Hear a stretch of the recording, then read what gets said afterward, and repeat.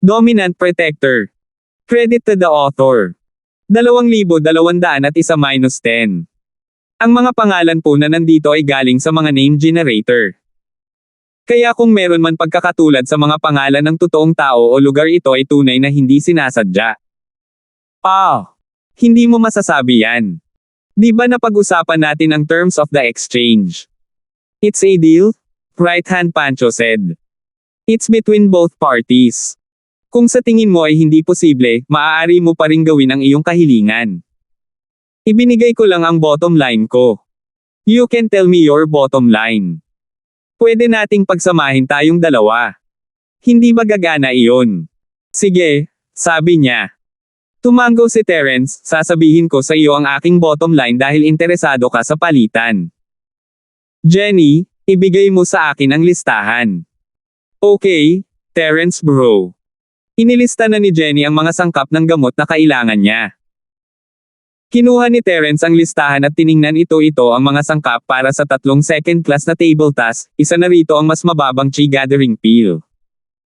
Minarkahan ni Terence ang isang numero sa listahan at iniabot ito sa Coiling Tiger.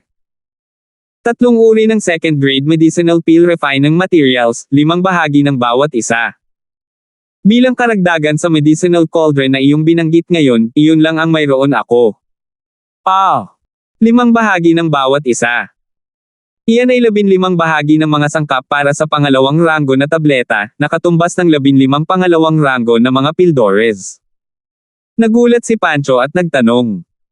Idiot ka ba o hindi ka ba marunong mag-settle ng mga account? Ang 15 bahagi ng mga sangkap ng iyong pamilya para sa pangalawang ranggo na mga table task ay katumbas ng 15 pangalawang ranggo na mga table task. 15 bahagi ng mga sangkap para sa isang second class na tableta, maaari ka bang gumawa ng 15 second class na table task?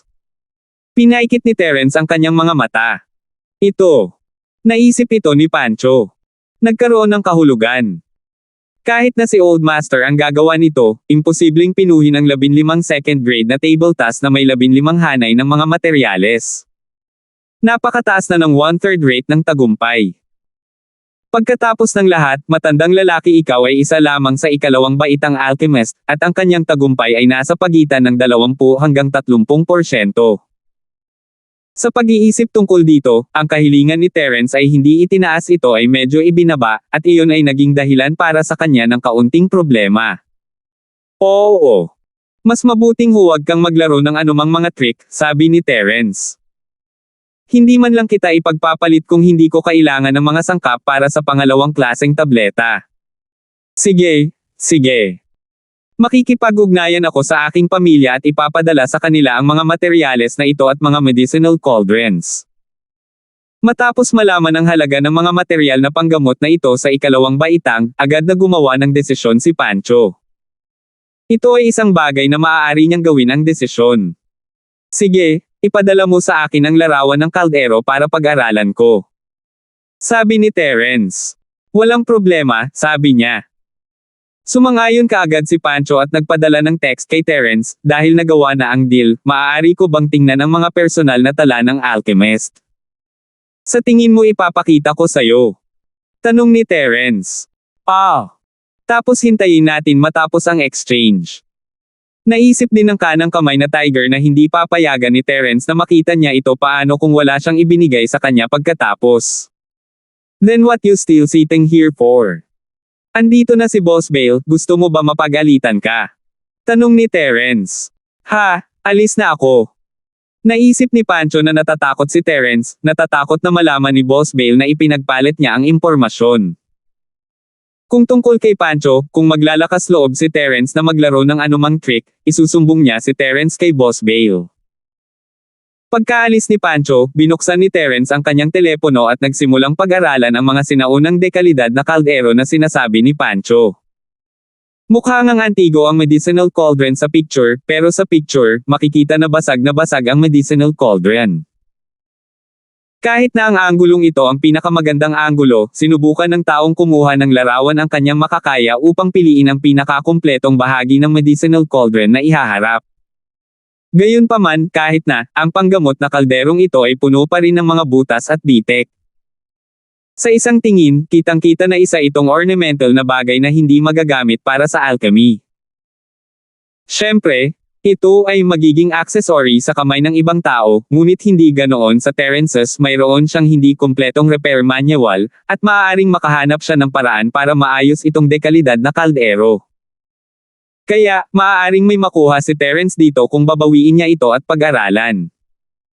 Hindi man ito ma-repair, sulit ang 15 set ng sangkap para sa class 2 pil.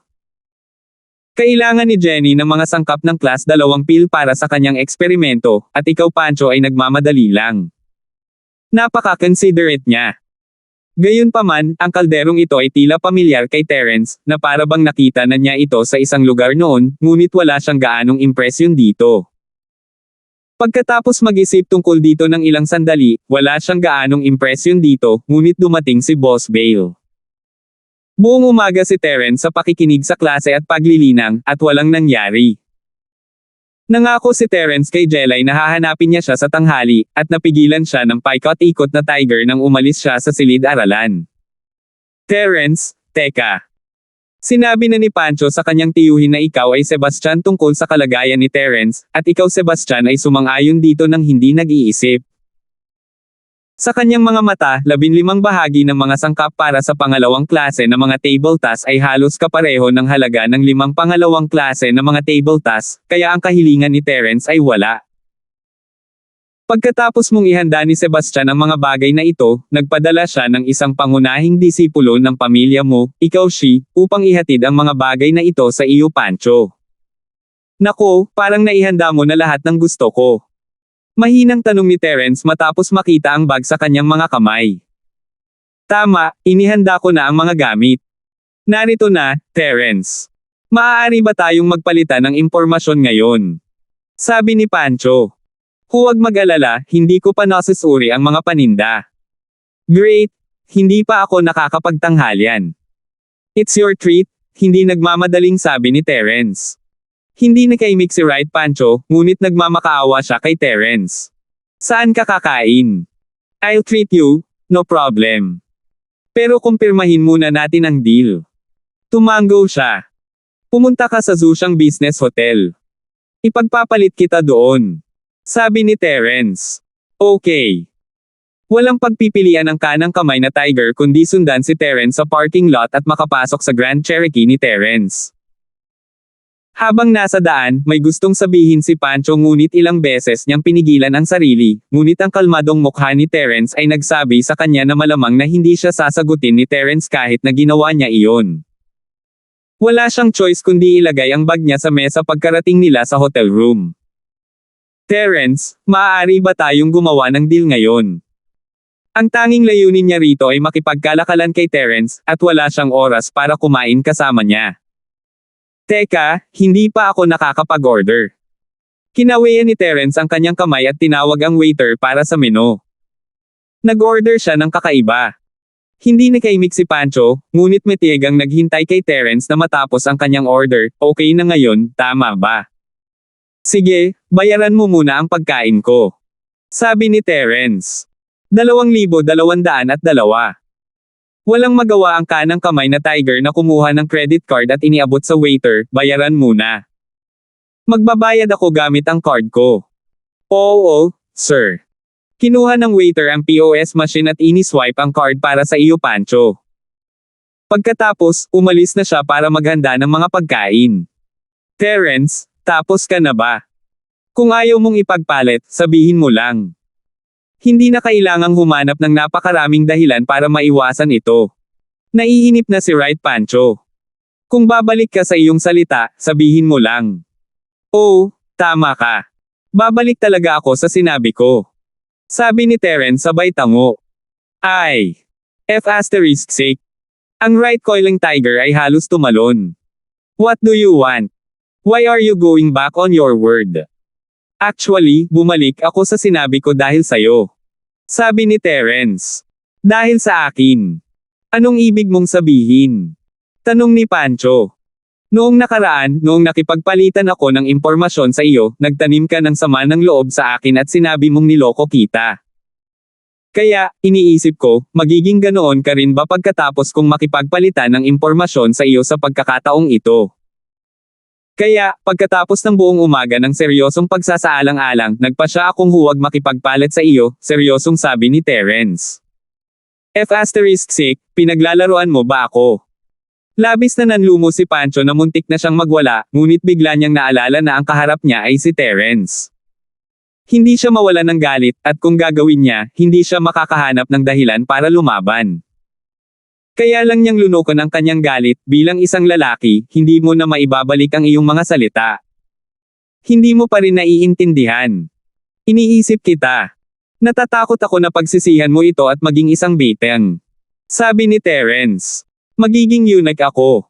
Paano ako naging eunuch? Natigilan ang right coiling tiger. Hindi ba't sinabi mo na bilang isang lalaki, hindi mo na maibabalik ang iyong mga salita? Natatakot ako na kung babalikan mo ang iyong salita, hindi ka na magiging lalaki. Paliwanag ni Terence. Sige, Terence, huwag kang magsalita ng mga walang kwentang bagay na ganyan. Hindi mo ako kailangang isipin. Handa akong makipagpalitan ng impormasyon sa iyo, hindi ako babalik sa aking salita, huwag kang mag-alala. Okay na ba ngayon? Tanong ng right coiling tiger. Sige, since sincere ka naman, ipagpapalit kita. Okay, tumango si Terence. Buksan ang pakete, titingnan ko ang mga paninda. Tinitingnan ko ang mga paninda para sa iyo, kaya dapat mong tingnan ang mga paninda para sa akin, di ba? Ikaw Pancho ay nagkaroon ng ideya at sinabi. Terence rolled his eyes, sinusubukan mo ba ang iyong IQ?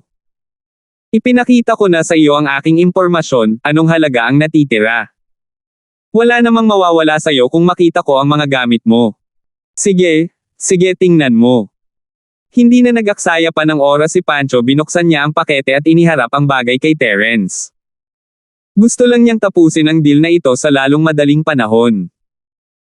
Binuksan niya ang pakete at isang sinaunang mukhang kaldero ang bumungad sa kanyang harapan.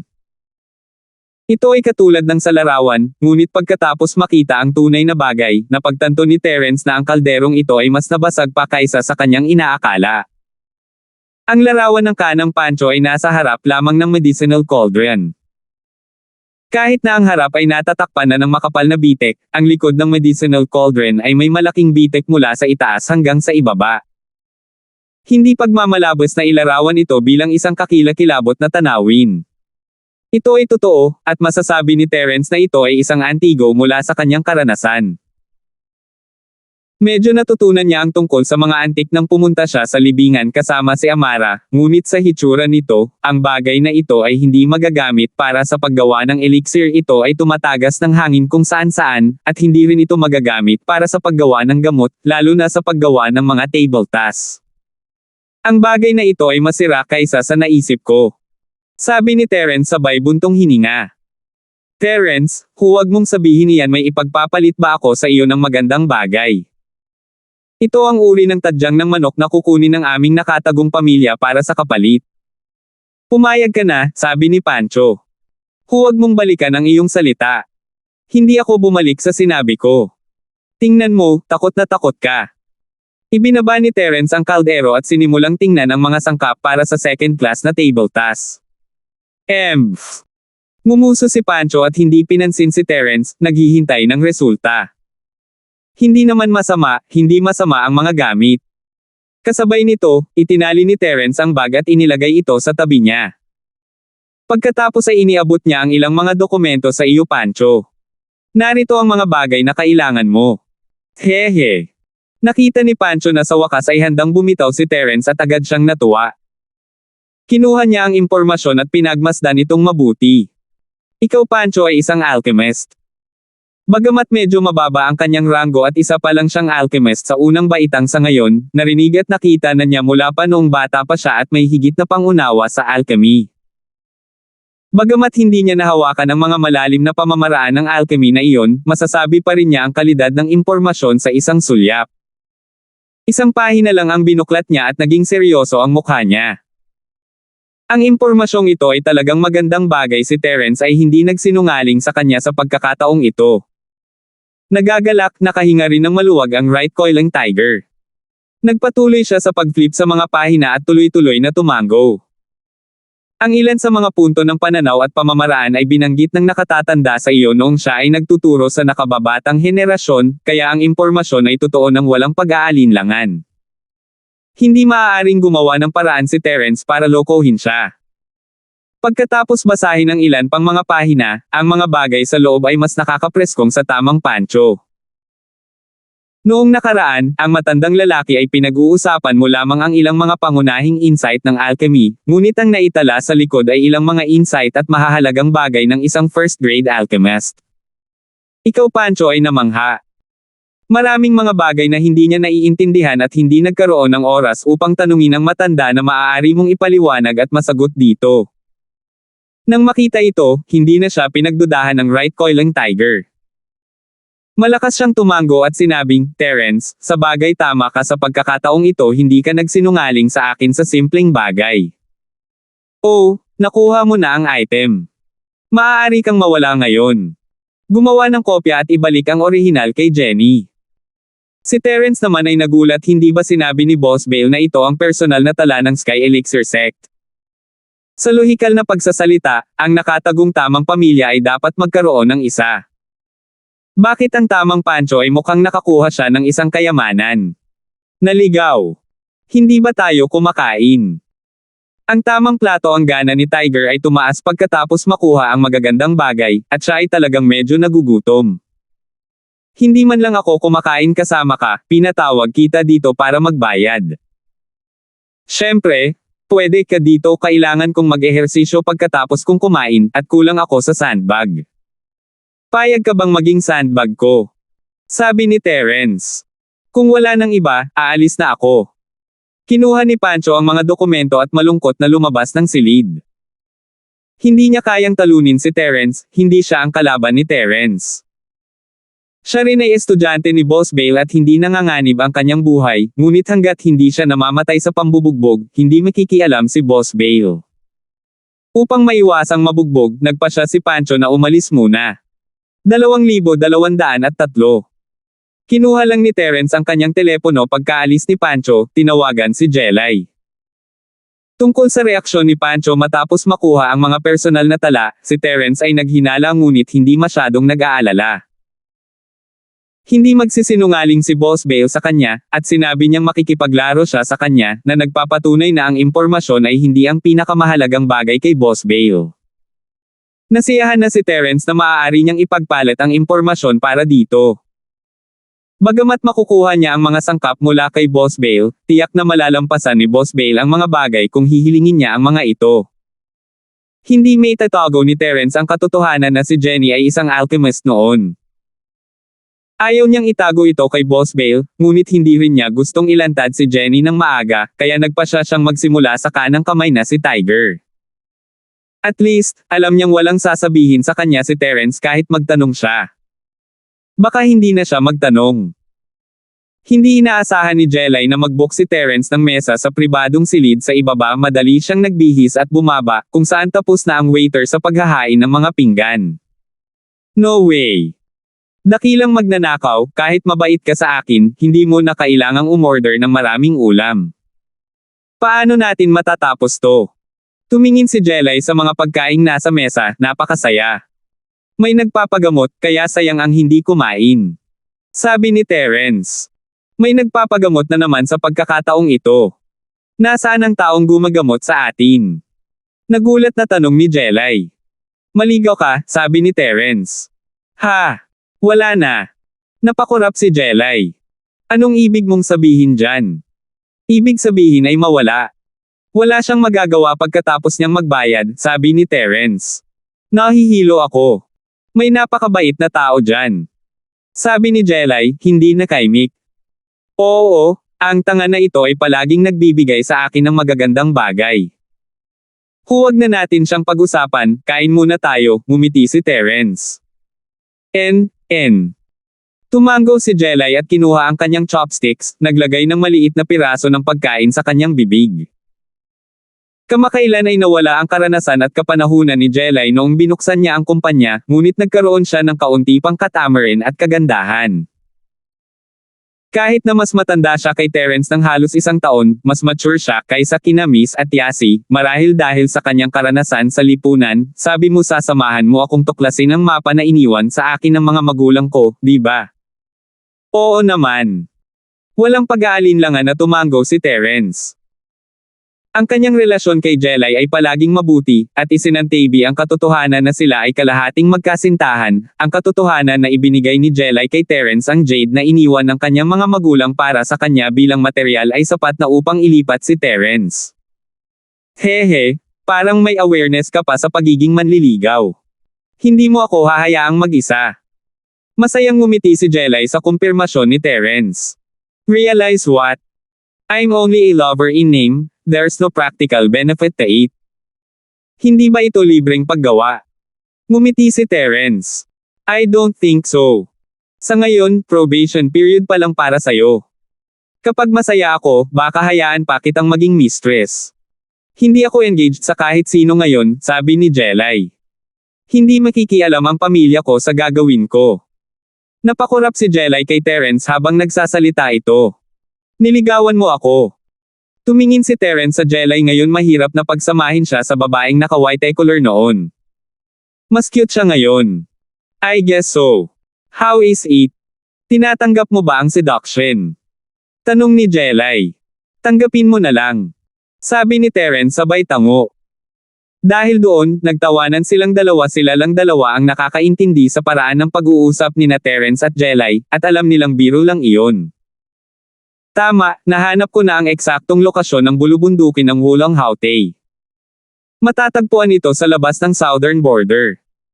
Napakakomplikado ng kapaligiran doon, at nabalitaan kong napakadelikado. Seryosong sabi ni Jelay pagkatapos ng biro. May ilang exploration team na pumunta sa Wulang Haute Mountain Range sa internet. Karamihan sa kanila ay ganap na nolipol, at iilan lang ang nakaligtas. Gayunpaman, ayon sa mga nakaligtas, ito ay lubhang mapanganib doon. Hindi lamang mayroong natural na bangin, ngunit mayroon ding ilang mga halimaw. At saka, ang mga lokal na tao ay nandoon din ang mga scared at sa madaling sabi, lahat sila ay hindi makakaligtas. Sa madaling sabi, lahat sila ay hindi makakaligtas.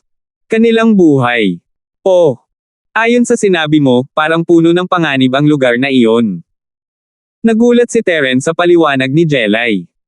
Kung ganoon nga, bakit iniwan ng mga magulang mo ang mapa na ito sa iyo? Hindi ko alam. Baka kung mas delikado ang lugar, mas ligtas. Kung may itatago ka doon, hindi ito madaling mahanap. Iyon lang ang naiisip kong dahilan, sabi ni Jelay. Ito ang totoo, kung tutuusin, at walang ibang pumunta sa bundok na iyon pagkatapos ng nangyari sa mga pangkat na iyon. Sa paglipas ng panahon, ito ay naging bawal na lugar para sa mga explorer. Siguro, ito lang ang paliwanag. Tumango si Terence. Paano, natatakot ka ba? Tanong ni Jelay. Hindi ako natatakot, ngunit ikaw ang susi, hindi nakaimik si Terence kahit na ito ay isang natural na bangin na may mga mapanganib na halimaw, ito ay walang halaga kumpara sa Tomb Raider o sa pagsubok sa Ice Palace.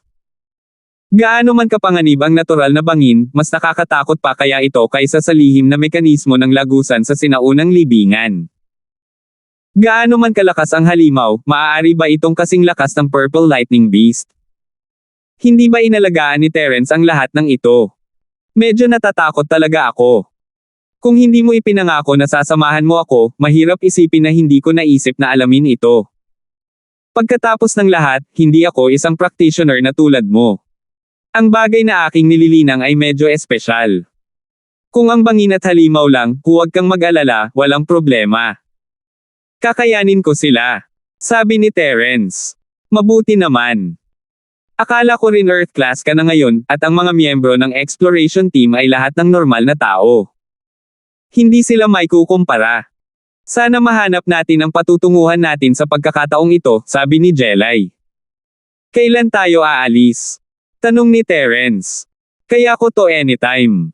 Wala akong gagawin sa kumpanya ngayon, sabi ni Jelay. Ang ginagawa ko lang araw-araw ay pumunta sa hotel at maghanap ng impormasyon. Wala na akong ibang gagawin. Ngayong nakuha ko na ang impormasyon, makakaalis na ako kaagad. Sige, babalik ako at mag-aayos. Alam mo, kailangan kong mag-ayos para sa kaligtasan nina Cheryl at Yasi, sabi ni Terence. Pero maganda ang timing ni Jelay, wala nang dapat ipag-alala ngayon si Terence, tutal, gumawa pa lang siya ng pangalan sa Hidden House Summit, kaya medyo natakot sa kanya ang mga nakatagong bahay at sekta. 2,204. Hindi sila naglakas loob na guluhin siya, ngunit hindi rin sila natatakot kina Cheryl at Yasi. Sinabi ni Han Xiaopu na ang Sky Class Masters ng mga nakatagong bahay ay pinaghihigpitan ng sinaunang mundo, at hindi sila madaling makapasok sa karaniwang mundo. Kaya't hindi nag-alala si Terence sa Purple Lightning Beast na nagpoprotekta kina Cheryl at Yasi, hindi dapat magkaroon ng anumang problema. Kahit na dumating ang isang Sky Class Master, ang Purple Lightning Beast ay makakayanan ito ng kaunti, hindi pa banggitin na ang Sky Class Masters ay hindi darating. Ang mga Sky Class Masters na iyon ay hindi tanga makipagsapalaran, silang pumasok sa karaniwang mundo at habulin sina Cheryl at Yasi sa halip na si Terence. Kahit na pinatay niya sina Cheryl at Yasi, hindi nabawasan ang galit niya sa kanila. O tama, nakipag-ugnayan sa akin si Chester kagabi. Gusto kanyang tawagan, ngunit hindi siya makalusot, kaya ako na lang ang tinawagan niya. Sinabi niya na maaari siyang pumunta sa lungsod ng Stonegate anumang oras na gusto niya, sabi ni Jelay. Kailangan mo ba ng tulong niya? Kagabi. Naisip ito ni Terence, hindi masyadong maganda ang signal ng kanyang telepono kagabi, at malamang na hindi makalusot si Chester. Nagkataon lang hinahanap siya ni Terence, at mayroon siyang chi gathering pill para kay Chester. Sa mga tao sa paligid ni Terence, si Chester lang ang may oras na protektahan sina Cheryl at Yasi, hindi pa banggitin na naging bodyguard siya noon, kaya isang lakad ito sa park para sa kanya. Dagdag pa, sulit ang paggamit ng tabletang ito kay Chester. Si Chester ay isang dual practitioner, mas malakas kaysa sa normal na pisikal at espiritual na practitioner. Ang pagtulong sa kanya na madagdagan ang kanyang lakas ay ang pinakakapakipakinabang sa kanya ngayon. Oo, bakit? Sa tingin mo hindi pa rin siya interesado sa akin? Nakita ni Jelay ang ekspresyon ni Terence at hindi niya naintindihan. Natural, hindi ko gagawin, malapit na siyang maging Earth Class, ngumiti si Terence, sa tingin ko ay hindi ka na sapat para sa kanya. Terence, gusto mo bang mamatay? So sinasabi mo na napakababa ng standards mo. Asar na sabi ni Jelay. Nagbibiro lang ako. Nagtataka lang ako kung bakit hindi ako makalusot sa'yo kahapon. Pumunta ako sa sinehan kahapon, sabi ni Terence. Medyo masama ang signal doon. Sinehan. May date. Tanong ni Jelay. Hindi talaga ito date. Ayaw pag-usapan ni Terence ang paksang ito, tatawagan ko si Chester. Sige, sabi niya. Matalino si Jelay, hindi na siya nagtanong muli kung ayaw ni Terence na pag-usapan ito. Si Chester ay tulad ng sinabi ni Jelay, handa na siya at naghihintay ng tawag ni Terence. At kaya, nag-appointment sina Terence at Chester, pupunta siya ngayon at pupunta sa Villa area para hanapin siya. Pagkatapos makipag-ayos kay Jelay, kinuha ni Terence ang kaldero at ang mga sangkap pabalik sa paaralan. Ang iniisip ngayon ni Terence ay kung dapat niyang i-level up ang Purple Lightning Beast o hindi. Ang kasalukuyang sitwasyon ay napakalinaw. Sinundan siya ng Purple Lightning Beast dahil maaari niyang dalhin ito ng mga benepisyo. Kung sabihin, ito ay isang deal. Ang sitwasyon nito ay iba sa pangkalahatang Wilson at Skybolt na baboy. Si General Wilson ay ang Miss, Life and Death Companion, at handang isakripisyo ang kanyang buhay upang iligtas ang Miss. Ito ay sapat na upang patunayan ang katapatan nito, kaya't si Terence ay hindi nagdalawang isip na tulungan itong mag-level up. Ang Skybolt na baboy, sa kabilang banda, ay espiritong hayop ni Liju. Si Terence ay minana ang pamana ni Liju, at si Terence ay hindi nag-atubiling sundan si Terence. Si Terence, ang tagapagmana ni Liju. Ngunit ang Purple Lightning Beast ay the Guardian Spirit Beast ng Chen Mountain Sect, at lumipat ito sa gilid ni Terence sa kalagitnaan. Mahirap para kay Terence na igarantya ang katapatan nito, paano kung lumayo lang ito pagkatapos niyang i-level up ito. Hindi ito matatalo ni Terence, at wala siyang magagawa. Tila kailangan niyang pag-isipang mabuti ang bagay na ito. Pagbalik niya ngayong gabi, kailangan niyang makipag-usap ng maayos sa Purple Lightning Beast. Bumalik siya sa silid-aralan upang makita ang tigre na nakaupo doon, nakikipag-usap sa dalawang blondies. Ngumiti siya kay Terence sa unang pagkakataon sa kanyang buhay. Humiling na siya ng 10 karapatan na ipadala ang kinopyang impormasyon pabalik sa Hidden House of the Right, at nagtago siya ng karagdagang kopya para sa kanyang sarili. Matapos maibalik ang impormasyong ito, malamang na hindi niya ito makikita. Hindi basta-basta nababasa ng isang alchemist na ka-level niya ang nakatagong pavilion ng pamilya mo, kaya nag-iingat si Pancho ng kopya para mabasa niya. Ito rin ay bilang paghahanda para sa kanyang maayos na pagpasok sa nakatagong Elder Council ng pamilya mo sa hinaharap. Tiningnan ni Terence ang ekspresyon ni Pancho at lalo siyang naguluhan. Hindi kaya sa Hidden House, wala ka talagang ganitong impormasyon. Kung hindi, bakit magiging masaya ang tamang Pancho? Ngunit kahit na iyon ang kaso, hindi ito pinagsisihan ni Terence. Sulit para kay Pancho na isuko ang isang bagay kapalit ng impormasyon. Bumalik si Terence sa kanyang upuan, at si Jenny ay nagsusulat at nagdodrawing pa rin sa kanyang tablet. Tuwang-tuwa siyang makita si Terence. Terence bro, marami akong nakuhang inspirasyon mula sa impormasyong ito. Mas tiwala ako sa paggawa ng second class na pills ngayon. Ganun ba? Ang galing. Manhid na si Terence sa talent ni Jenny. Ibinigay niya ang lahat ng materyales na ibinigay ni Pancho kay Jenny. Nandito na ang mga materyales. 15 set ang kabuuan. Tingnan mo. N. Mahusay iyan. Sa pagkakataong ito, maaaring subukan ni Jenny na pinuhin ang pangalawang ranggo na tableta. Kinuha ni Jenny ang mga materyales mula sa mga kamay ni Terence at sinabing, Terence bro, napakabait mo kay Jenny, palaging binibigay ang gusto niya. Kapag naging alchemist ka at tinulungan mo akong magpino ng mga table tasks, kailangan kitang pasalamatan. Sabi ni Terence. Sure. Kapag nalaman ito ni Jenny, gagawa siya ng pills para kay Terence bro mag-isa. Tumango si Jenny.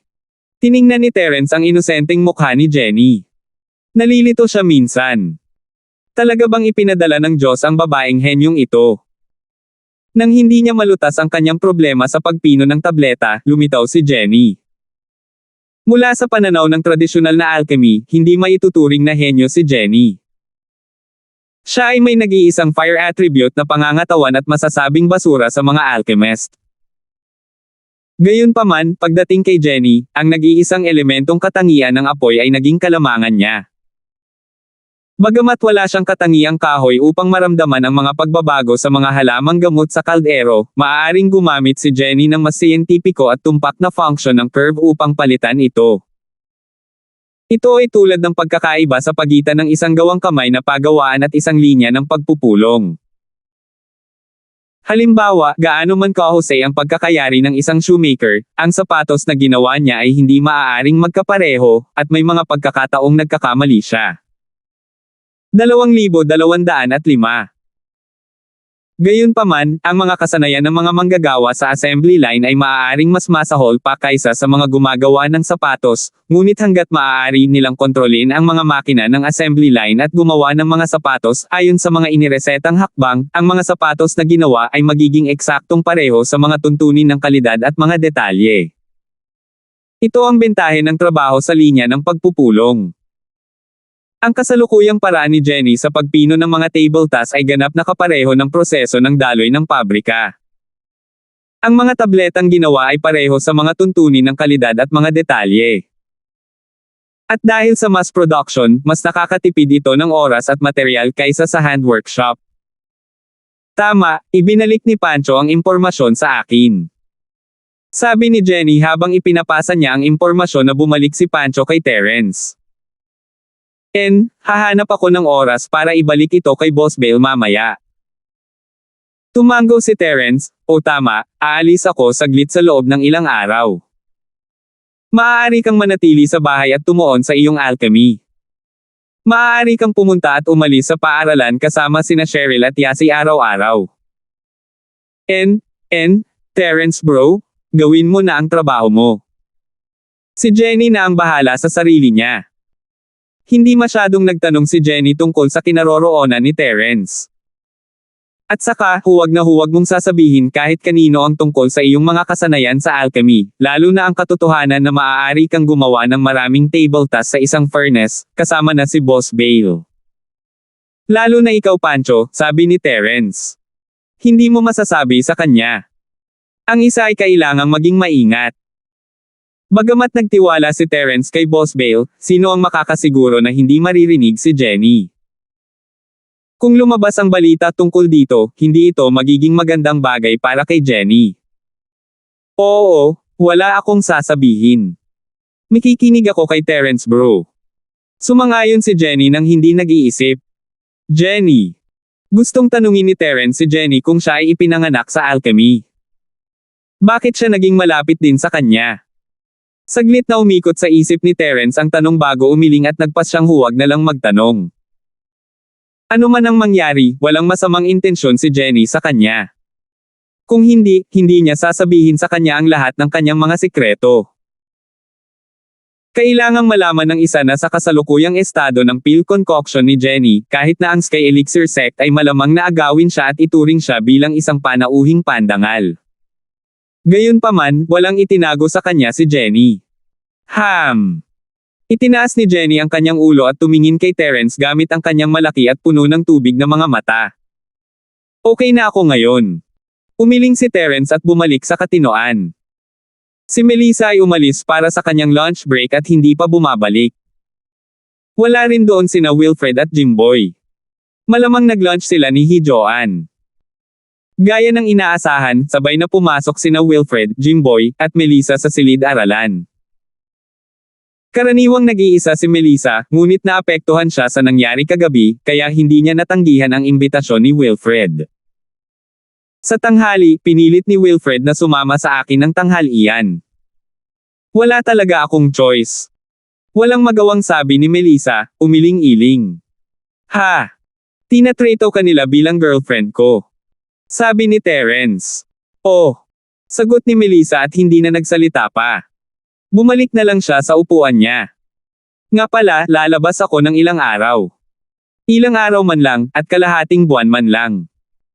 Kailangang sabihin ni Terence kay Melissa ang tungkol sa paglalakbay na ito na papalapit na sila ngayon, at tila nagmamalasakit si Melissa sa kanya sa huling pagkakataong umalis siya. Lalabas ulit.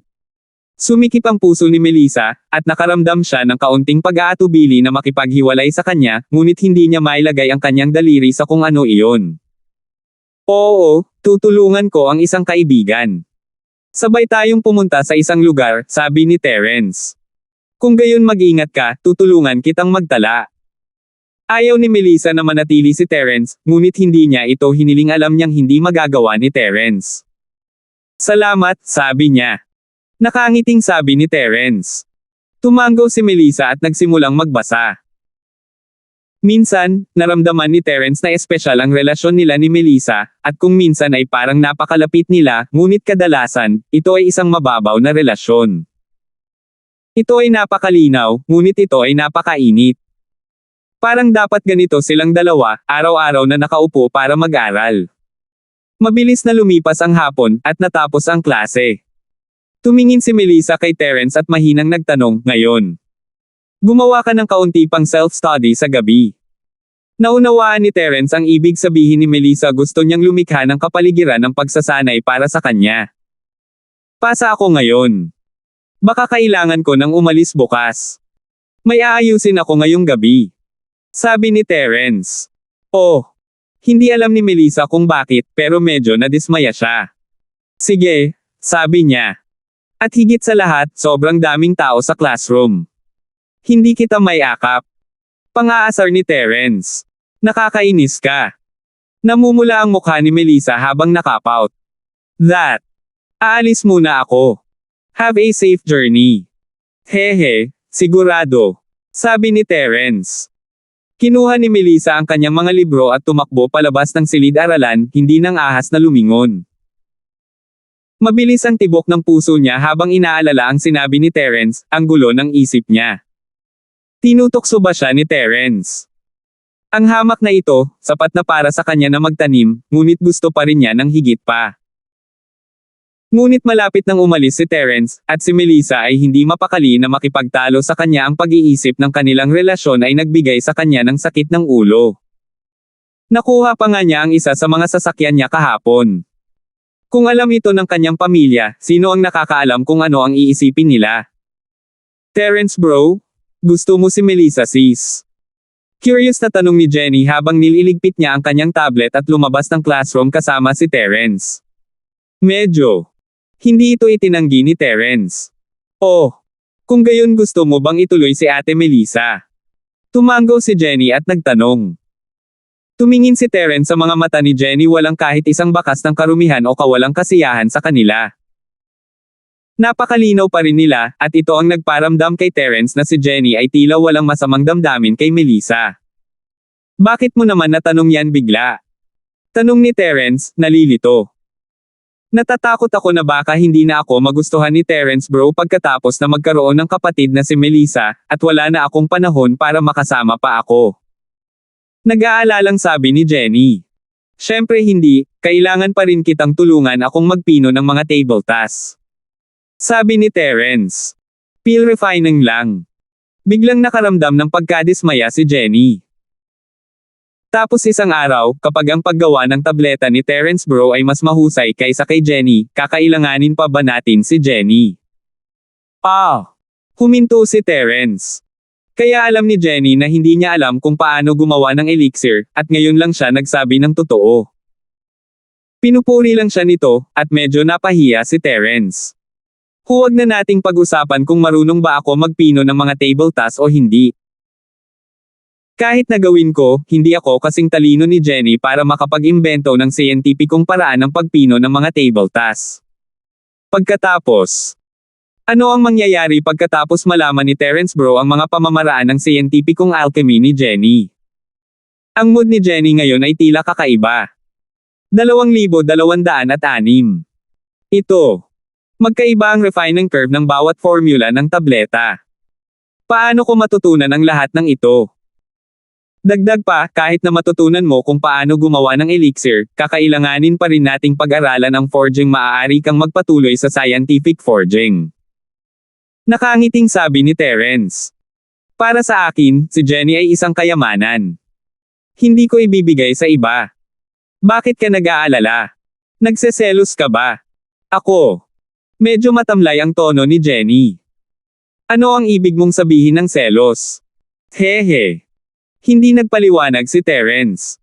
Akala niya ay dapat malaman ni Jenny, ngunit nagkunwari itong hindi alam.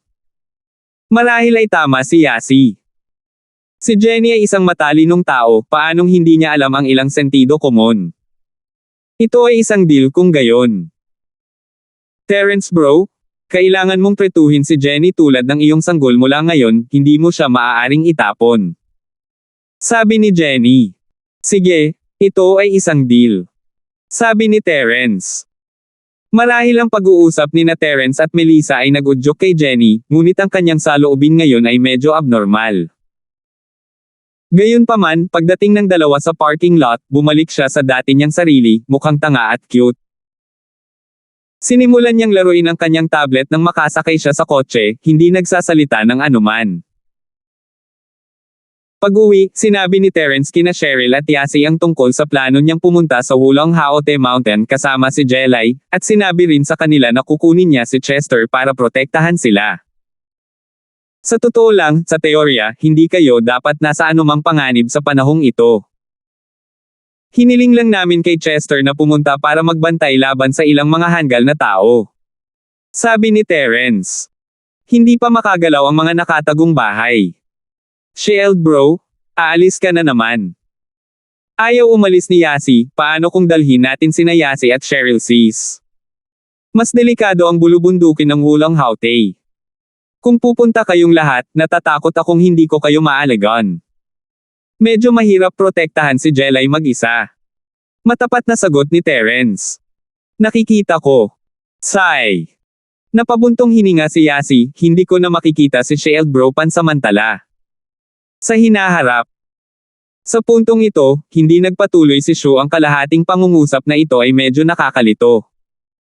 Babalik din ako sa lalong madaling panahon. Magdadala ako sa iyo ng magandang bagay. Sabi ni Terence. Sige, Yasi. May gagawing mahalagang bagay si Terence, hindi na siya babalik.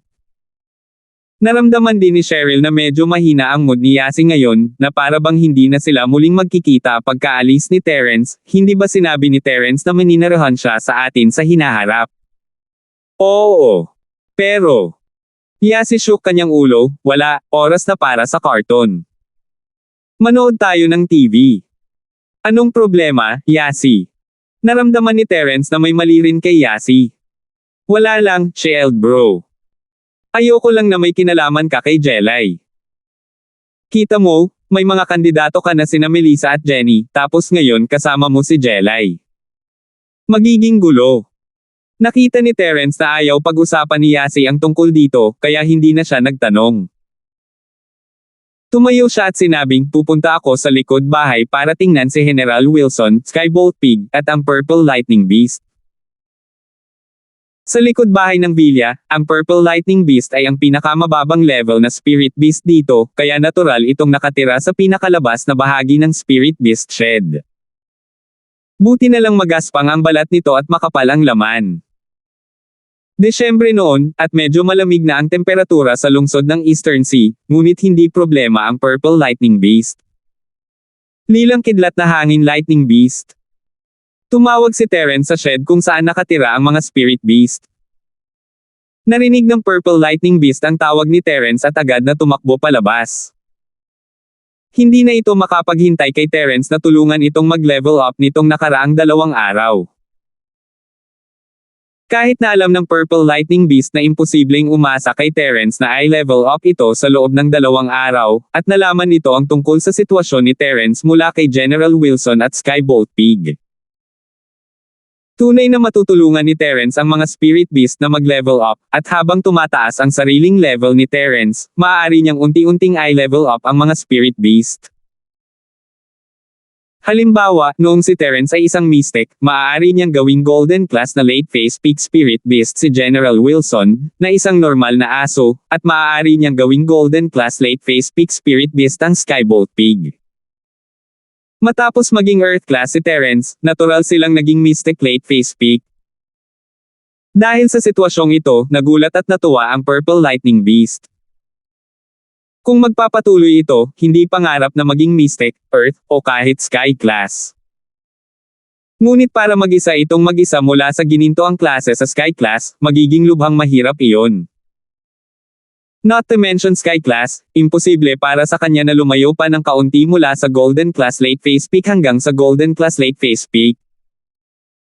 Noong una, pumunta rito ang Purple Lightning Beast at Terence na may layuning samantalahin ang sitwasyon, ngunit ngayon ay may ganap na silang kakaibang iniisip. Nang marinig ang tawag ni Terence, natural na naubusan sila ng lakas ng loob. Umuungol. Ang Purple Lightning Beast ay tumakbo sa paanan ni Terence, sinusubukang pasayahin siya. Mahirap isipin na ang isang malaking Spirit Beast na tulad nito ay magpapasaya kay Terence na parang alagang hayop. Purple Lightning Beast, bagamat gusto kitang i-upgrade, hindi ko magagarantiya ang katapatan mo sa akin. Alam ni Terence na naiintindihan siya ng Purple Lightning Beast, kaya hindi siya nagpatalo sa paligid. Direkta niyang sinabi, iba ka kay General Wilson at Skybolt Pig. Malapit sila sa akin, at marami na tayong pinagdaanan, kaya tinulungan ko silang mag-level up.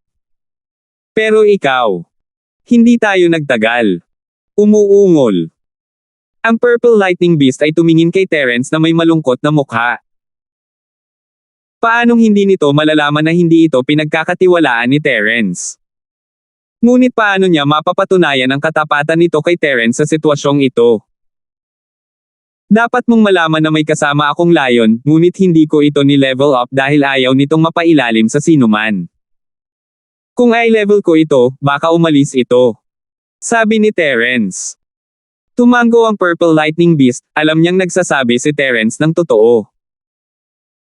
Narinig nito ang tungkol sa leon, kaya tumingin ito kay Skybolt na baboy at General Wilson ng may awa, umaasang matutulungan nila ito. Hindi mo na kailangang tumingin sa kanila kung mapatunayan mo ang iyong katapatan, gagawin kitang isang mystic late-phase peak spirit beast. Magiging katulad kanila sa lalong madaling panahon, ngunit hindi ako makapaniwala sa iyo kung hindi mo ito mapatunayan. Sabi ni Terence. GG. Tumahol ang Skybolt Pig sa Purple Lightning Beast. Hindi naintindihan ni Terence ang sinasabi nito, ngunit siguradong naiintindihan ng Purple Lightning Beast. 2207. Dahil nanginginig ang katawan ng Purple Lightning Beast, hindi mabasa ni Terence ang ekspresyon nito, ngunit tiyak na nag-aalangan at pagkabalisa, hindi makapagdesisyon. Woof woof woof. Tumahol si General Wilson na parang may sinasabi ito sa hayop. Hindi na nagsalita ang Purple Lightning Beast pagkatapos noon, natahimik habang nakahiga ito sa paanan ni Terence, malalim ang iniisip. Walang sinabi sina General Wilson at Skybolt Pig, hinintay lang nila ang sagot ng Purple Lightning Beast. Natarante si Terence, ngunit maaari niyang hulaan na ang baboy at si General Wilson ay nakaisip na ng paraan para sugpuin ang halimaw, ngunit mahirap para sa halimaw na tanggapin ito, kaya nag-aalangan ito. Sa wakas, itinaas ng Purple Lightning Beast ang mapagmataas nitong ulo at nagpakawala ng mahabang dagandong. Lumingon ito sa Skybolt na baboy at General Wilson at dahan-daang tumango. Gayunpaman, pagkatapos tumango, tila may idinagdag ito at nagpakawala ng ilang sunod-sunod na dagandong. Nagkatinginan sina General Wilson at Skybolt Pig, at ilang beses na tumili ang Skybolt Pig, na parang may ipinapaliwanag sa Purple Lightning Beast. Pagkaraan ng ilang sandali, muling tumango ang Purple Lightning Beast, at tumakbo ang Skybolt Pig sa harap ni Terence, itinuro ang malambot na buhangin sa hindi kalayuan gamit ang kanyang paa. Alam ni Terence na ang Skybolt Pig ay makikipag-usap sa kanya sa pamamagitan ng pagsusulat, kaya pumunta siya sa malambot na buhangin kasama ang Skybolt na baboy.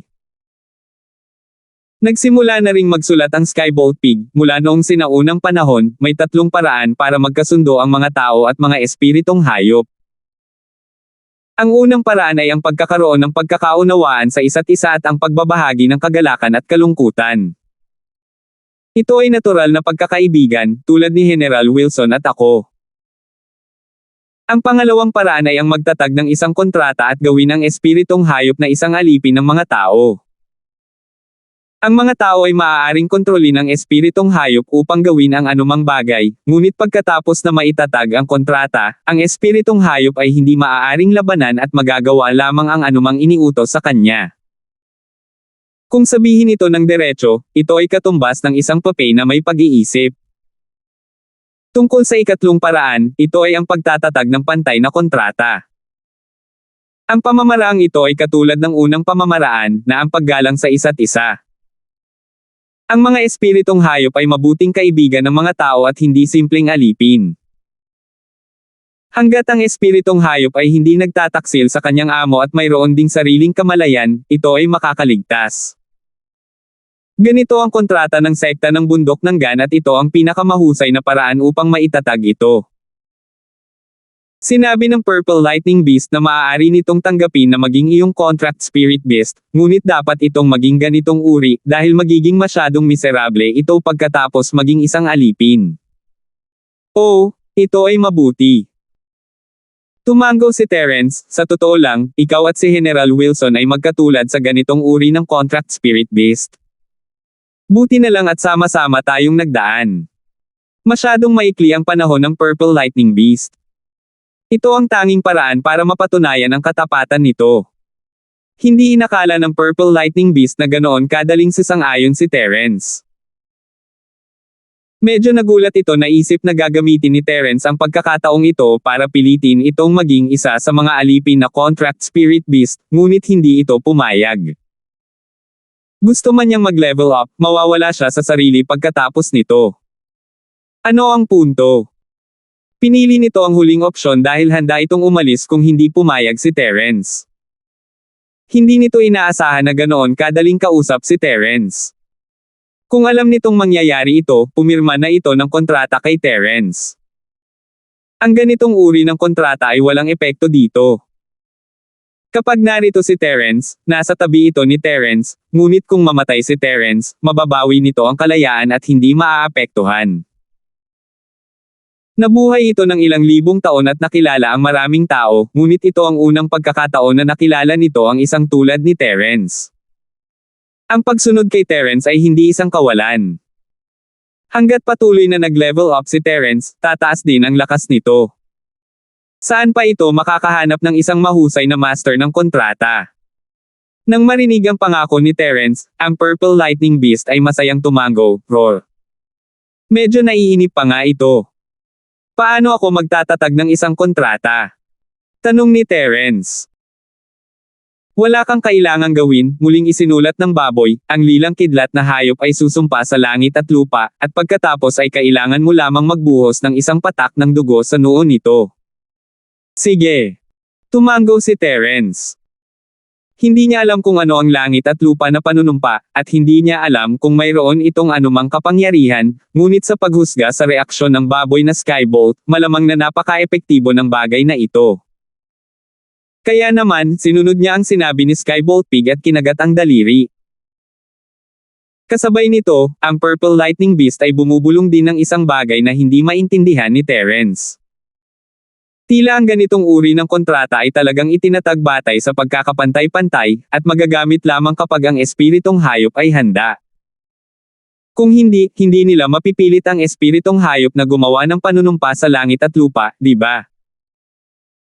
Tungkol sa kontrata ng alipin, hindi alam ni Terence kung paano ito gamitin, ngunit marahil ito ang uri na nagpilit sa kanya na gawin ito. Tatanungin niya ang Skybolt Pig tungkol dito kapag nagkaroon siya ng pagkakataon, hindi tulad ni Terence na maaaring gumamit ng ganoong banayad na pamamaraan upang harapin ang bawat espiritong hayop na nakatagpo niya. Pagkaraan ng ilang sandali, ang Purple Lightning Beast ay tumigil sa pagungol, ngunit ang Skybolt na baboy ay nagsimulang humirit, na sinenyasan si Terence na tumulo ang kanyang dugo. Kaya naman, mabilis na inihulog ni Terence ang dugo sa noo ng hayop. Sa gulat ni Terence, ang dugo sa kanyang daliri ay tila naging isang sinag ng liwanag at pumasok sa katawan ng hayop. Walang bakas ng dugo sa noo nito. Dahil sa sitwasyong ito, nagtaka si Terence sa kanyang dila. Tila marami pa ring mahiwagang bagay sa mundo ang hindi niya alam at naiintindihan.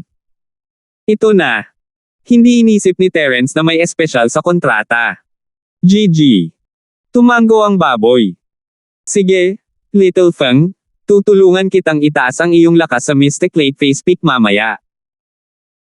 Manatili ka sa Villa at protektahan sina Cheryl at Yasey kasama si General Wilson, intindihin mo. Habang wala ako, hindi ko hahayaang mapahamak sila sa anumang paraan. At ang magkakapatid na Han sa tabi, kailangan mo rin silang protektahan, sabi ni Terence. Roar roar. Tumango ang Purple Lightning Beast bilang pag-unawa. Dahil sinabi ng Skybolt Pig na ayos lang, hindi naghinala si Terence. Naka-crossleg siya at inilagay ang kamay sa katawan ng Purple Lightning Beast. Sinimulan niya ang ikalawang yugto ng sining ng Dragon Mastery, at ang purong enerhiya mula sa Jade Space ay dumaloy sa katawan ni Terence patungo sa katawan ng Purple Lightning Beast. Oh ho ho! Ang Purple Lightning Beast ay umungol sa kasiyahan at nagsimulang sumipsip ng enerhiya na ibinibigay dito ni Terence. Ang enerhiyang ito ay tunay na dalisay at marilag. Ito ay maraming beses na mas dalisay kaysa sa espiritual na enerhiya ng langit at lupa sa labas ng mundo. Sa isang maikling sandali, ito ay katumbas ng daan-daang taon ng paglilinang. 2,208. Sa sandaling ito, medyo nasiyahan din ang Purple Lightning Beast. Isang matalinong pagpili na sundin si Terence. Hindi nagsinungaling si Terence dito, maaari itong mag-level up sa maikling panahon. Hindi pa ito nakarinig ng ganoong sitwasyon. Wala pa siyang narinig na isang tao na maaaring patuloy na ilipat ang tunay na chi sa isang espiritong hayop sa maikling panahon. Ito ay simpleng hindi ka panipaniwala. Gayunpaman, ang katotohanan ay nasa harap mismo ng kanyang mga mata. Golden Class Late Phase Peak. Siya ay napakalapit sa buong bilog. Ang Purple Lightning Beast ay nagpakawala ng masayang dagandong. Nag-level up na. Ang antas na hadlang na humadlang dito sa loob ng 1,000 taon ay talagang nasira. Mystic Early Phase, isa na itong mystic spiritual beast. At ito ay simula pa lamang. Hindi tumigil si Terence at ipinagpatuloy si Chi dito na parang baliw. Early Phase Peak, Middle Phase Peak, hanggang sa Late Phase. Hindi makapaniwala ang Purple Lightning Beast sa nangyayari sa harapan nito. Parang nananaginip pa ito. May ganitong pag-upgrade sa mundong ito. Hindi pa siya nakarinig ng isang tao na maaaring pumunta mula sa Golden Class Late Phase Peak hanggang sa Mystic Late Phase Peak sa napakaikling panahon. Hindi, ito ay Mystic Late Phase Peak ngayon. Nakumpleto ang Mystic Late Phase Peak na hinturin ang paglipat ng enerhiya ni Terence. Bumitaw siya, pero hindi man lang siya nakaramdam ng pagod, masigla pa rin siya, na para bang walang epekto sa kanya ang paglipat ng enerhiya. Ang mga mata ng Purple Lightning Beast ay nakadilat habang nakatingin kay Terence, na ganap na maayos. Ito. Totoo ba ito? Isa ba siyang Mystic Late Phase Peak ngayon? Mula ngayon, ikaw na ang numero 4. Little 3 ang layon na iyon, at nakatakas na siya. Ang iyong boss ay si General Wilson, at ang Skybolt na baboy ay ang iyong pangalawang seksyon. Hindi mo kailangang mag-alala tungkol sa leon, ikaw ang pinakamaliit ngayon. Roar roar. Masayang tumango ang Purple Lightning Beast. Bagamat isa itong attack-type Spirit Beast at pinakamalakas kumpara sa pangkalahatang Wilson at Skybolt na baboy, alam nitong ito ang huling dumating, kaya hindi ito tumutol sa titulong, ika-4. Narito ang isang maliit na Chi Gathering Pill. Kainin mo ito, at makaka-advance ka sa Earth Class, at pagkatapos ay magagawa mong labanan ang mas mataas na antas ng mga kaaway.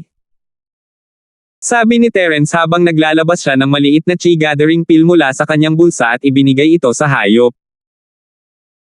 Ang Purple Lightning Beast ay hindi pa nakakain ng Pildores ng tao, ngunit ibinigay ito ni Terence, kaya natural nitong nilamon ito. Gayunpaman, ang Purple Lightning Beast ay hindi nagpakita ng anumang senyales ng isang tagumpay tulad ni Jenny pagkatapos uminom ng maliit na Chi Gathering Pill. Sa halip, ito ay tulad ng ibang panahon. Naghintay ng mahabang panahon si Terence at walang nakitang mali sa Purple Lightning Beast. Hindi niya maiwasang magtanong, may espesyal ka bang nararamdaman?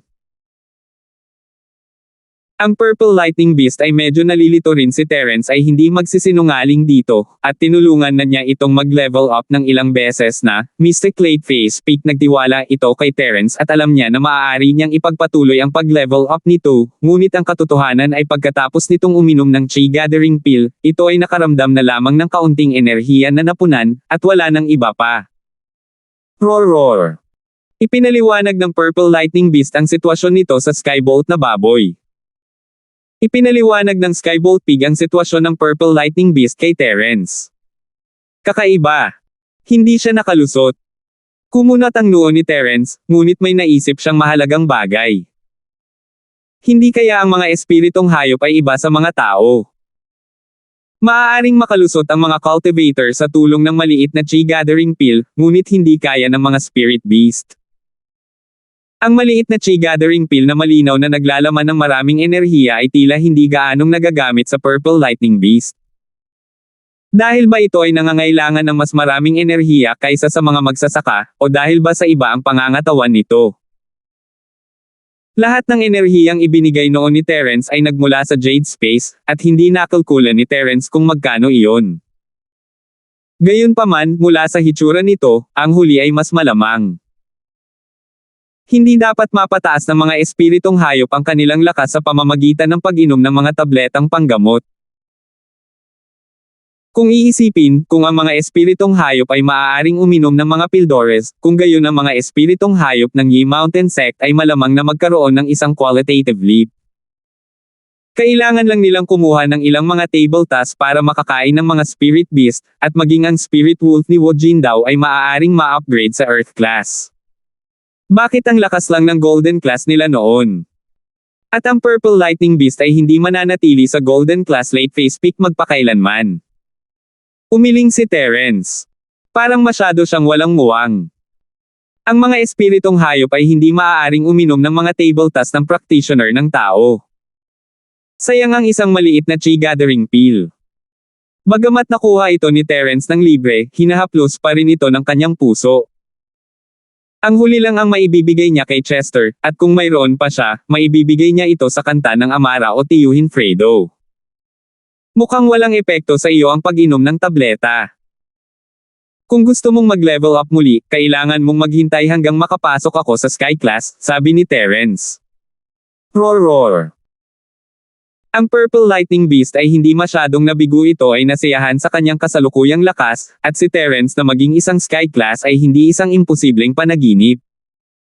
Matapos alagaan ang Purple Lightning Beast, tumalikod si Terence at bumalik sa villa, at nakita niya na ang silangang kalangitan ay nagsisimula ng pumuti.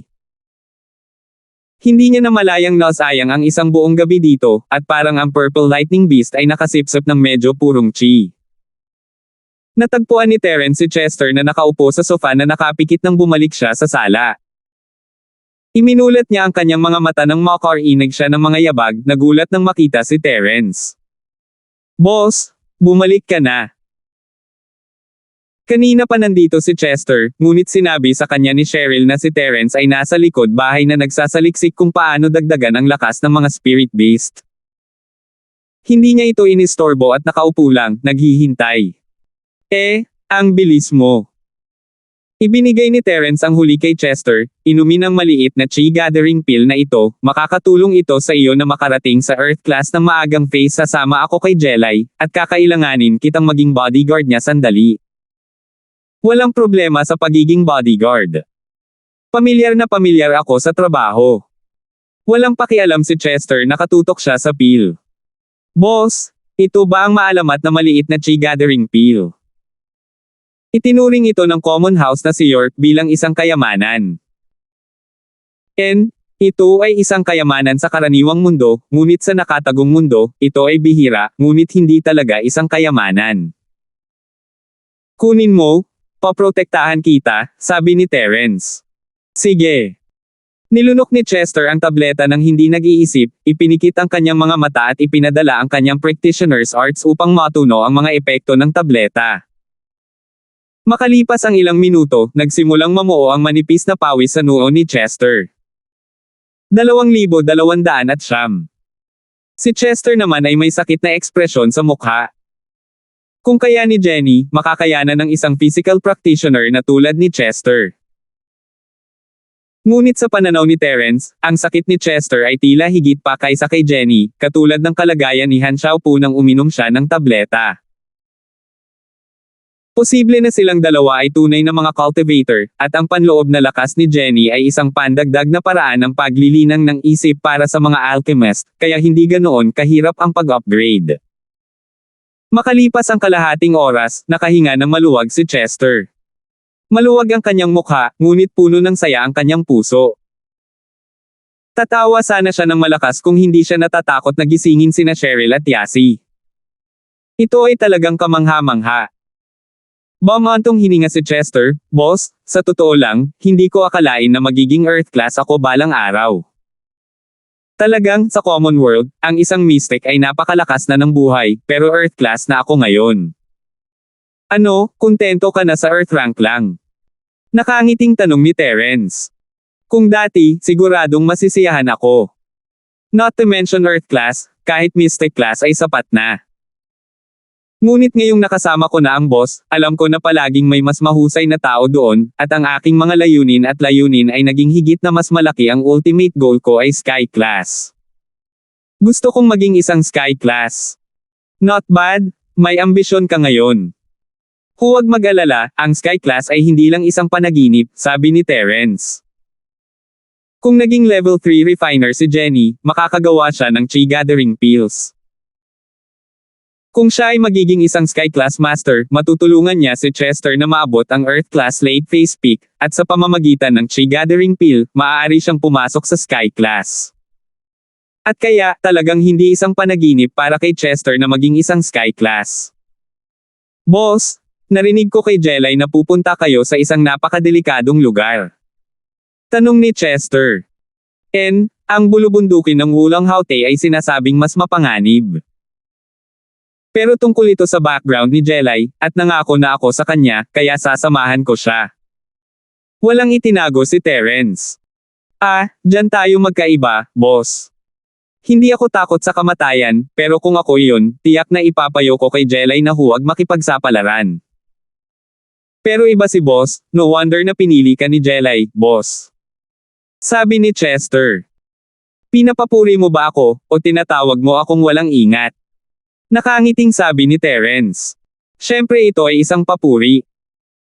Ang kayamanan ay nagmumula sa panganib, at ang mga mapanganib na lugar ay nangangahulugan din ng mga pagkakataon.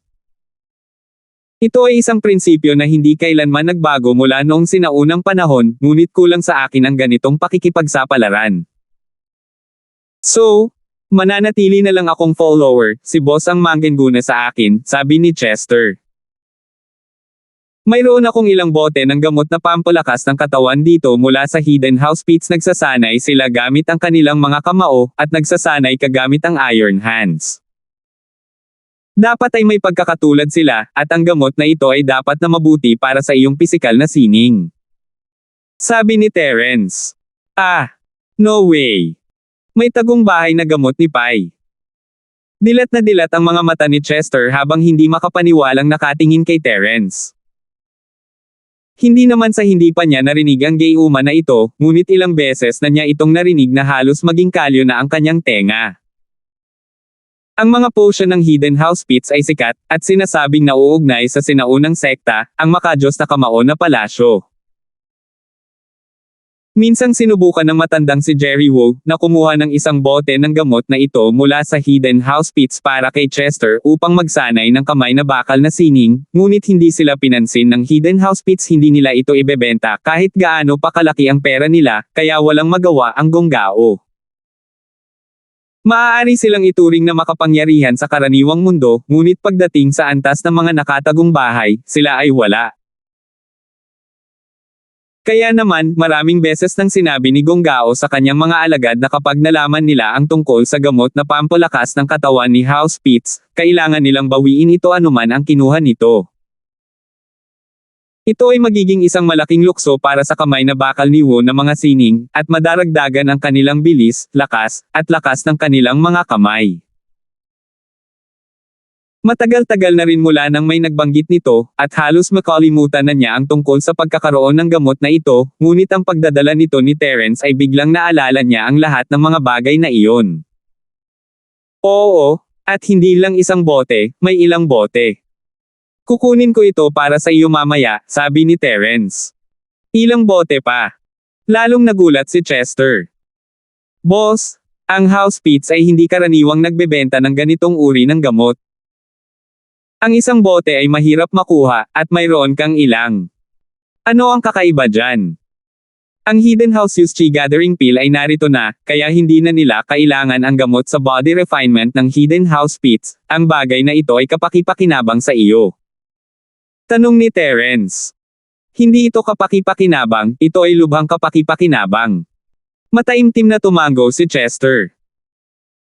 Sa body refining liquid na ito, ang bilis ng aking pisikal na pagsasanay sa sining ay hindi lamang doble, ngunit ang aking lakas at ang lakas ng aking iron palm ay tataas din. Kung ganoon ay magagamit mo ito. Kukuha ako ng higit pa para sa iyo kung hindi ito sapat. Sabi ni Terence. Napaawang ang bibig ni Chester sa sinabi nito. Nadama ni Chester na napakalaking kapalaran na makuha ang ilang bote na ito. Kung hindi pa sapat, bakit pa niya gugustuhin? Ang Hidden House Pits ay mayroon nito, ngunit hindi nila ito basta-basta ibibigay ng walang dahilan, di ba? Nako, nakalimutan kong sabihin sa iyo si Sean at Shelton mula sa Hidden House Pits ay mga alipin ko rin, ngunit nasa testing phase pa rin sila. Kapag nakapasa sila, magiging lucky mo rin siya. Sabi ni Terence. Paf! Ubo-ubo. Muntik nang mabulunan si Chester sa sarili niyang pagkain. Ano? Si Sean at Shelton ang mga underlings ko. Tatawagin nila siyang boss, kaya syempre mas mababa ang ranggo niya kaysa sa iyo.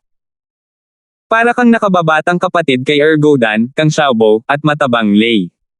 Sabi ni Terence. Oh my God, Ang dalawang tagapagmana ng Hidden House Pits, sila ay mga alipin ko, ni Chester. Hindi akalain ni Chester na magiging ganito siya kalakas balang araw. Si Sean at Shelton ay naging alipin ni Terence. Pagkatapos ng lahat, nasa probation period pa sila, at kung kikilalanin sila ni Terence o hindi ay depende sa kanilang pagganap. Kahit kailan ay hindi maiisip ni Chester na gumawa ng ganito, kung noon pa man, siya na ang sususo na Shelton at Sean, pero ngayon kailangan na niya. Simple lang siya na ngayon ang opisyal na tagasunod ni Terence, at sa harap ni na Sean at Shelton, siya ay isang veterano. Hindi niya kayang mawala sa mukha ni Terence. Ano kaya ang iisipin ng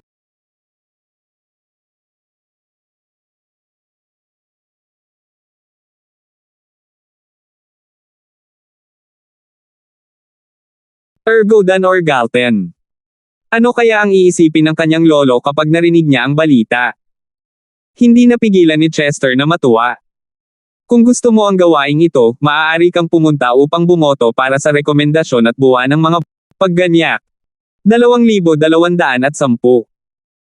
Nagpasya si Chester na tawagan niya ang kanyang lolo kapag may oras siya. Siya nga pala, maaari ko bang bigyan ng aking lolo ng isang bote ng body tempering liquid na ito? Bagamat medyo malakas siya, napakabuti pa rin niya sa akin. Oo naman, kaya mong magdesisyon para sa kung ano ang ibibigay ko sa iyo. Sabi ni Terence. Maraming salamat, boss. Nakahinga ng maluwag si Chester nang makita niyang si Terence ay hindi nagtatanim ng sama ng loob sa kanyang lolo. Actually, hindi ko naman sinisisi ang lolo mo. Tama ang pagprotekta niya sa sarili niya. Maliit lang siyang common house, normal lang na hindi niya kayang labanan ang mga tagong bahay. Kinawian ni Terence ang kanyang kamay, hindi mo kailangang mag-alala masyado tungkol dito. Ikaw ang aking tagasunod. Ako na ang bahala sa iyong pamilya. Boss, you're the best. Natouch si Chester na hindi niya alam kung ano ang sasabihin. O tama, ibibigay ko sa iyo ang numero ng telepono ni Sean.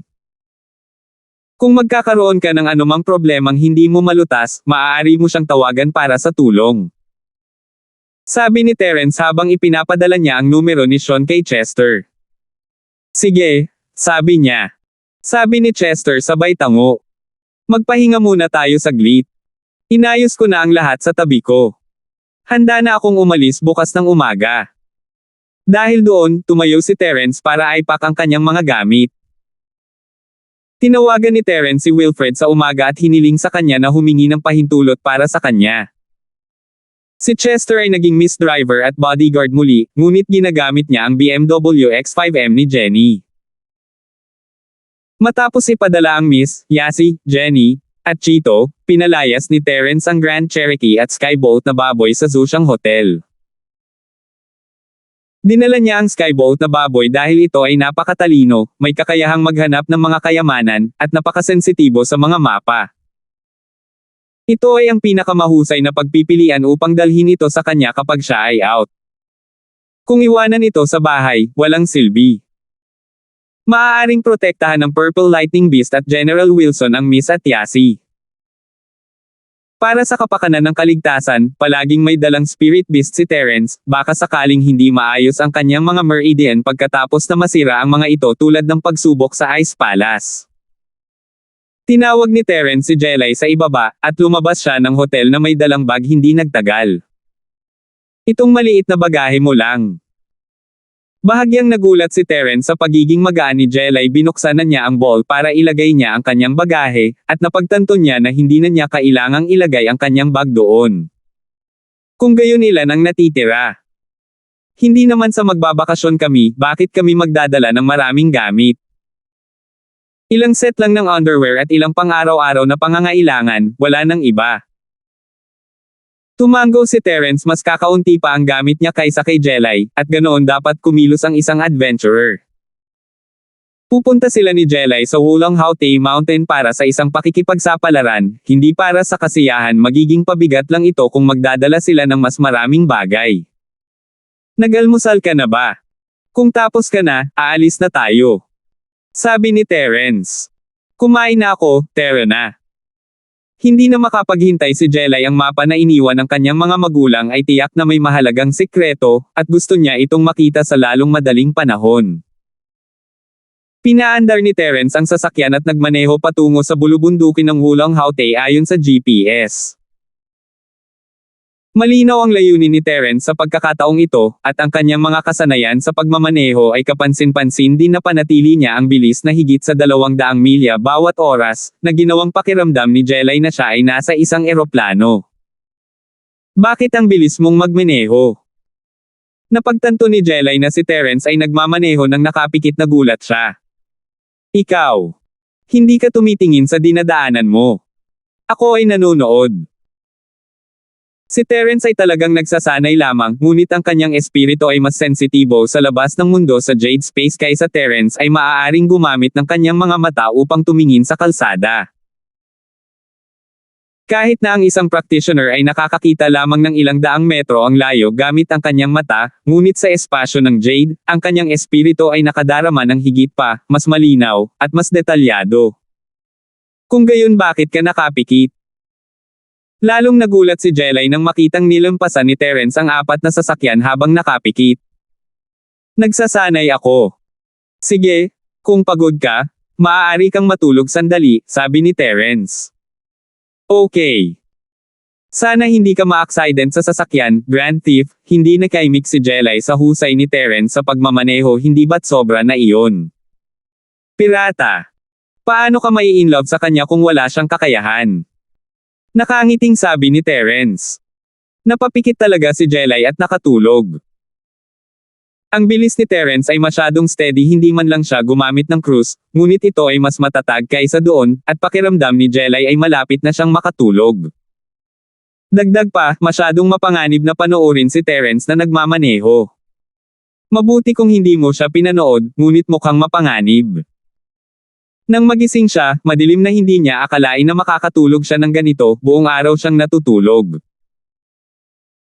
Gayunpaman, pinagsiksikan niya ang kaalaman tungkol sa bulubundukin ng Wulang Haute sa hotel kagabi at halos hindi nakatulog buong gabi, kaya hindi nakakagulat na natulog siya buong araw.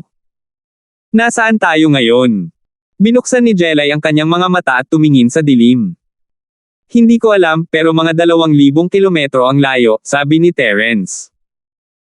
Tinatahak ni Terence ang pinakamaikling ruta, may mga national highway at highway, na ang ilan ay nasa pagitan ng maliliit na nayon sa bundok. Ngayon, gayunpaman, si Terence ay 2,000 kilometro lamang ang layo mula sa bulubundukin ng Wulang Haute. Napakabilis. Nagulat si Jelay, akala niya ay kailangan nilang dalawa ng hindi bababa sa 3 hanggang 4 na araw para magmaneho, ngunit si Terence ay nagmamaneho ng napakabilis, araw at gabi. Ayos lang, nang dumaan kami sa ilang baryo, hindi madali ang daan, kaya bumagal kami. Mas mabilis sana kami kung hindi, sabi ni Terence. Inaantok ka na ba? Gusto mo mag-drive ako sandali? Si Jelay ay nakapagpahinga ng mabuti, at puno ng enerhiya. Hindi ako pagod. Sa totoo lang, nagpapahinga ako at pinupunan ang aking enerhiya sa panahon ng paglilinang. Sabi ni Terence. Oh my, no way. You're driving in the dark with your eyes closed.